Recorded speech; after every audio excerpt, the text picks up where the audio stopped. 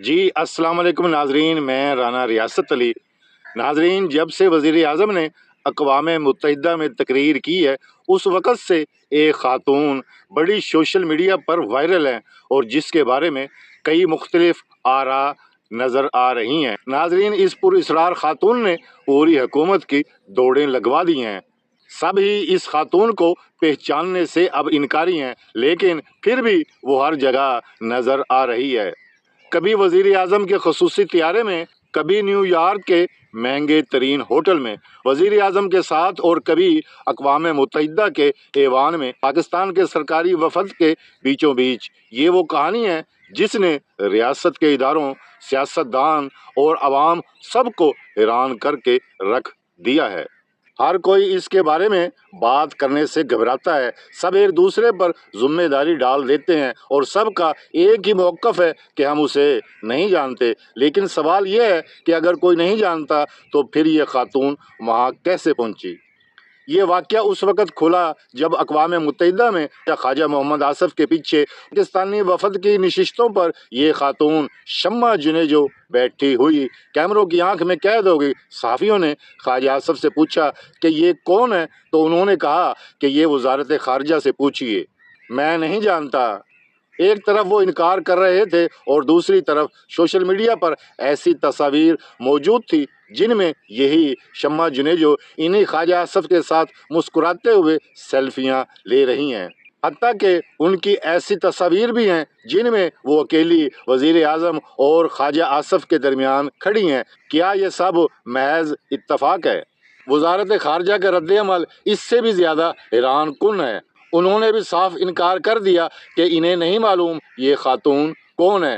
حالانکہ حقیقت یہ ہے کہ اقوام متحدہ جیسے ادارے میں کسی بھی ملک کے وفد کا رکن اس وقت تک داخل نہیں ہو سکتا جب تک وزارت خارجہ کی جانب سے پیشگی اجازت نامہ جاری نہ ہو۔ اسی کی بنیاد پر اقوام متحدہ کا سیکورٹی پاس بنتا ہے۔ اگر وزارت خارجہ لا علم ہے تو پھر یہ پاس کس کے دستخط پر بنا؟ اور اگر وزارت خارجہ جانتی ہے تو پھر عوام کے سامنے جھوٹ کیوں بولا جا رہا ہے؟ اس معاملے کو مزید پیچیدہ اس وقت بنا دیا گیا جب وزیر اعظم شہباز شریف کے حوالے سے یہ بات سامنے آئی کہ شمع جنیجو ان کے ذاتی سٹاف میں شامل ہیں۔ نہ صرف یہ بلکہ وہ پاکستان سے خصوصی طیارے کے ذریعے ان کے ساتھ امریکہ روانہ ہوئیں اور نیو یارک کے 5 اسٹار ہوٹل میں بھی قیام پذیر رہیں۔ ان سے کسی نے پوچھا کہ آپ امریکہ میں ہی رہتی ہیں اور آپ کا گھر یہاں پر ہی ہے، تو پھر آپ اپنے گھر کی بجائے وزیر اعظم کے ساتھ ہوٹل میں کیوں قیام کر رہی ہیں؟ تو شمع جنیجو نے جواب دیا کہ میرے پاس وزیر اعظم کی سیکرٹ فائل موجود ہیں اور ان فائلوں کو میں ہوٹل سے اپنے گھر نہیں لے کر جا سکتی، اس لیے مجھے ہوٹل میں رہنا پڑتا ہے۔ یہ جواب اپنے اندر ہی اندر اتنے خطرناک سوالات چھپائے ہوئے ہے کہ ہر سننے والا ہکا بکا رہ جاتا ہے۔ پاکستان کے وزیر اعظم کی حساس ترین فائلیں ایک ایسی خاتون کے پاس کیوں ہیں جسے نہ وزیر اعظم جانتے ہیں، نہ وزیر خارجہ پہچانتا ہے اور نہ ہی وزیر داخلہ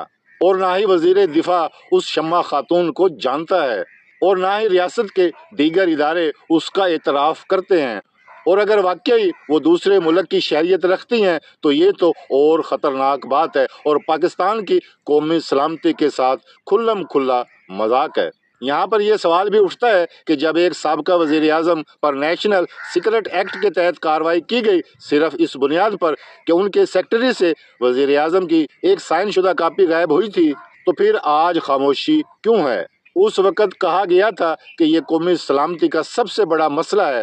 سابقہ وزیر اعظم کو مہینوں عدالتوں اور جیلوں میں گھسیٹا گیا، لیکن آج وزیر اعظم کی پوری سیکرٹ فائل ایک ایسی خاتون کے حوالے کی جا رہی ہیں جو بظاہر کسی کے علم میں ہی نہیں، تو ادارے خاموش کیوں ہیں؟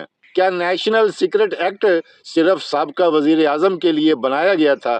جب تک گورنمنٹ شمع جنیجو کے بارے میں اس کی پوزیشن اور گورنمنٹ کی پوزیشن واضح نہیں کرتی، یہ سوالات اسی طرح لوگوں کے ذہنوں میں آتے رہیں گے۔